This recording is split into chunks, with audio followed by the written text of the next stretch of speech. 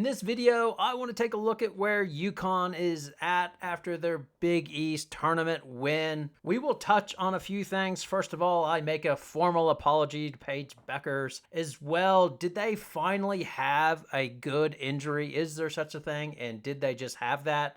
And lastly, I'll take a look at where they sit in terms of the current tournament projections and who they might be playing and how they might go, or if the matchups look good. And then we'll finish off with a farewell to Jonathon XIV, who retired just recently. All right, before we start, if you like the content, then please consider subscribing to the channel and giving the video a like. All right, let's get into this. So as you are aware, UConn ran through the Big East tournament, basically beating each of the three teams by just about 20 points. I think Marquette, they beat them by 19. But in that, Paige Beckers had a blinder going for 29 points in the first game against Providence when Edwards got knocked out with a broken nose. Then for 27 and 27 versus Marquette, and then finishing up the championship with 27 against Georgetown. I loved it in the game after Edwards was knocked out against Marquette, how Beckers took the opening tip. It reminded me of Magic Johnson in the 1980 finals versus the 76ers. And then she went out and had a Magic Johnson type of game, going for 27 points on 11 of 16 shooting. She got 12 rebounds, 4 assists, 3 steals, and 4 blocks. And yes, you're probably saying this is the YouTube guy that said, ask the question, who's more selfish, Paige Beckers or Juju Watkins? And yes, that was me, but in my defense, I was really trying to look at a bigger question. Can efficient team basketball, can you get away with playing that in today's game? And would you rather Paige Beckers be selfish? Not selfish, I'm sorry, let me rephrase it, because I know selfish is a very, very emotive term. And I don't think Juju Watkins is selfish either. Like, there was a player, Brazilian player, Oscar Schmidt, I think it was, who used to shoot all the time for the Brazilian team. He led them to an upset in the 1979 Pan American Games over the U.S. And basically, he would have to ice his arm after games because he would take so many shots, I would suggest. And anyway, they asked one of his teammates, how do you do this? Do you ever get jealous of Oscar taking all the shots? And the teammate was like, listen, in life, there are people that carry the piano and there are people that play the piano. I'm just happy to be able to carry the piano so Oscar can play it. And that's essentially what a team should do. You do the best thing to help your team win. And for the style that Southern Cal plays, that is the best style that they play, and that's how they are winning. And their teammate, I think it was Forbes, after the game, she said so as much at the end of the game interview. We don't care who shoots. We just want to win, and that's the best style for them, and that is great. And in the same way with UConn, they play a team game. That's why Paige Beckers came there. She's a facilitator and a scorer. That's what she came there to do. And no wonder it's tough for her to try to manipulate her game to take 25 or 30 shots a game. It's just not in her nature, and I understand that.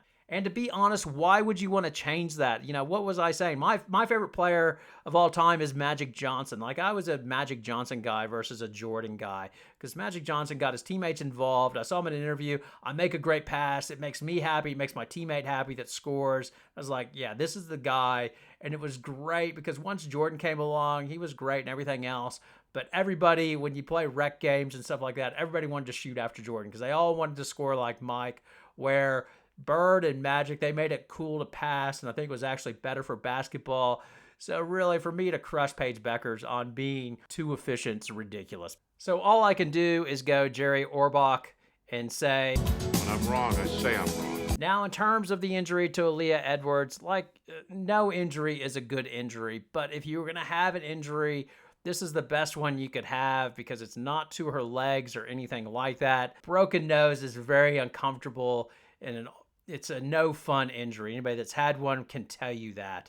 But it's the best injury you can have. Even better, she didn't injure, she didn't fracture any of the facial bones, which can put you out longer. Like, that's what I believe happened to Regan Beers, which is why she was out for the 2 weeks. The hopeful part is that Edwards played with the face mask before, so that shouldn't be too big of an adjustment for her to make. The downside was she was on such a run in February. You just don't want anything to throw her off her momentum, because boy, she was really had her A game on. You just like, oof, don't mess with it. Here we go.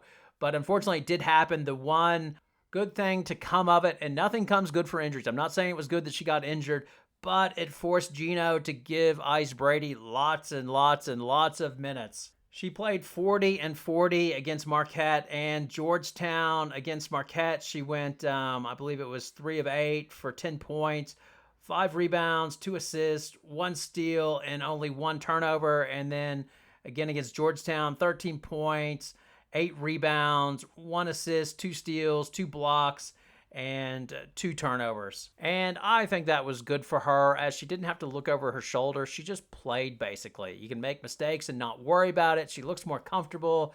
She's now starting to make the bunnies. That's what I noticed before the TV got the black screen on it. I was watching on the free streaming, and they gave her 2 little dishes, and she finished, which was a major issue early on in the season, like versus NC State. She had a number of bunnies, and it just seemed like she could not complete the bunnies, where now she's finishing and looks good. So taking this all in, where does UConn sit now? Well, if you're a UConn hater, you would say, yeah, they've just been eating on the poor Big East, and whenever they've played good competition, they've come up short against the elite teams, and that is where they're at. If you're a UConn supporter, you can say, hey, we can't control our conference. It is what it is.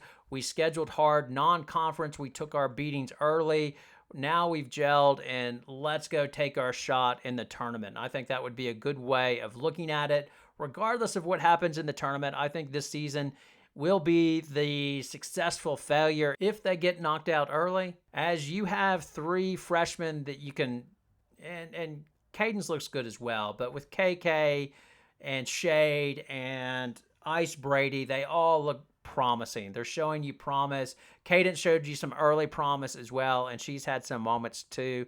So they've developed those freshman players to be back next year with Beckers, which comes in with a new class. So they've laid the foundation for next year, which is good.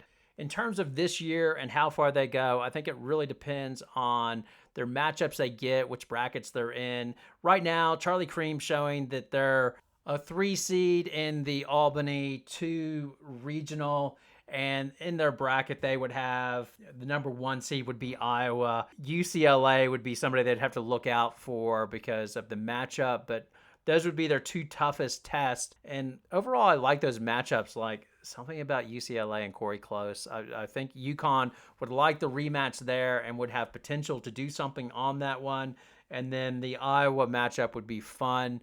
I think they would match up well on paper, and it would be a fun matchup to watch. But I won't spend much time on that because we'll wait for the brackets to come out. It's all arbitrary talk at this time. And finally, as I mentioned, Jonathon XIV has retired and handed over his collar to Jonathon XV, who was at a state conference saying that Connecticut should name the Husky the state dog. So it seems like the Jonathon, the mascot, is in good hands with Jonathon XV. The reign will carry on. So congratulations to Jonathon XIV, and good luck to Jonathon XV. All right, if you liked the video, then please like and subscribe. Thanks a lot for watching. Have a good night.